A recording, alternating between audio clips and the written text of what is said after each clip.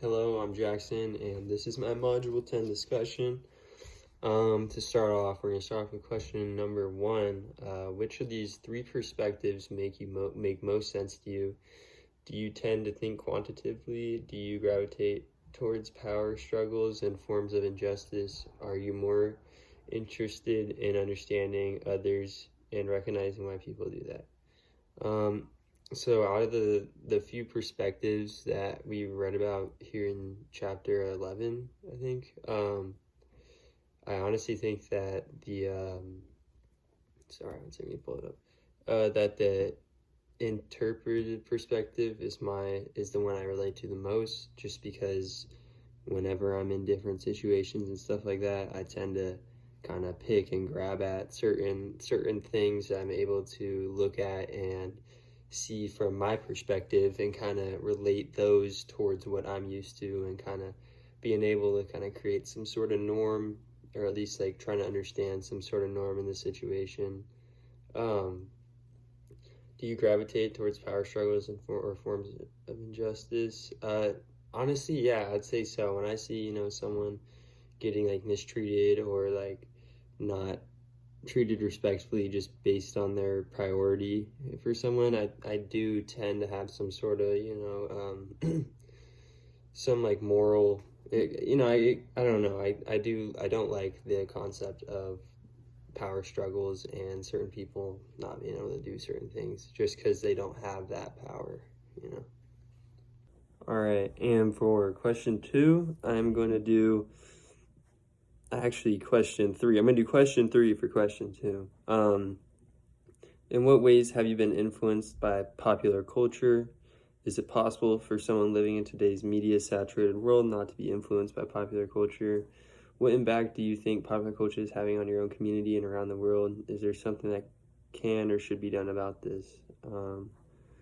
Just start at the top. In what ways have you been influenced by popular culture? In what ways haven't I? I feel like that's kind of a better way to look at it. Just because, I don't know. I'm looking at my phone quite a bit throughout the day. I'm kind of on social media a little bit here or there, and I think, I know I've been personally kind of influenced by popular culture, whether I know it or not. But I don't know if it's possible for someone to. Obviously, no, it's possible, but I do think that around like a large percentage of the world is not living in, or is living in that media saturated kind of culture. I just think that, media is so accessible for everybody, and especially the things that you see on social media now. It's pretty obvious that social media companies target the younger audience, but some of the things you see on there are pretty, it doesn't really reflect that, honestly. They're pretty adult and they should be, censored from a younger audience, for example. But I do think, and I know that, there are people that aren't influenced by the, popular culture. I just think age plays a big role in that. As I see my grandparents, they don't really pay attention to media so much. They don't really worry about it too much, rather than me and my parents, who are kind of a little bit more involved in, social media and popular culture, So I think age plays a role into that. And something should be done. It should be limited to, maybe it should be limited to how much someone's able to see or how long they're able to be online. But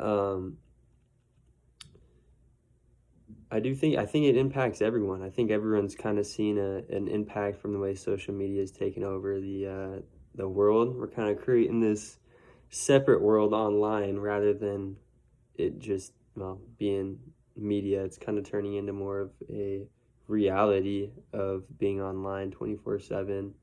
And yeah, I just don't see my grandparents doing that, while the younger crowd and me, for example, kind of go hand in hand with media pretty often. And lastly, I'm gonna do question number 5. What influence does media have on your own culture? Is it a positive influence? Does media help different cultures get along better? or does media create more strife and or division? Give specific examples. I think media, specifically in my culture, if I had to say, it's not affect. I wouldn't say it affects my life in a negative way. I wouldn't say media and the culture of social media itself is. I wouldn't say it's necessarily negative. While there is a large amount that of social media that is people who saying the most outrageous stuff or making fun of certain and other people. I mean, I think it all depends on the person's outlook. Honestly, I feel like that's where his outlook comes in. Is it a positive influence or a negative? I mean, I feel like a lot of people can kind of say it's a negative influence. It's kind of taking over some people's lives. It's becoming too much. While others say it's a positive influence, and the idea that it's allowing people to get information that's readily available and get it easily and for free. I think it definitely has its pros and cons. Media is not something to play around with, and it's never going to be sunshine and rainbows. I mean, there's always going to be someone who's upset or who knows what. But I do give specific examples that make suggestions for change that would envision would be more positively. Honestly, I feel like it sounds kind of weird, but I've been looking for a new car recently, and I've been on Reddit, and it seems like the forums in there, people are a lot more like open and a lot more willing to communicate with other people without hearing that other half of media of people yelling or like typing out hateful messages. Kind of having like communities, like online communities where it's not culture v culture. It's kind of a culture, and they're able to communicate within, rather than conflicting conflicting opinions based on a certain culture.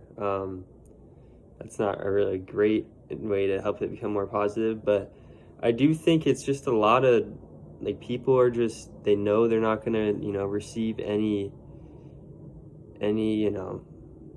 I don't know what the word I'm looking for is. They're not going to receive any hate for commenting something that is going to hurt someone's feelings. They might actually see that. They might make them feel better hating on someone else. So I just think, maybe if we are all subjected to a specific part of the online world, then it might create less of a kind of overwhelming and hazardous feeling of like media consumption. So, yeah.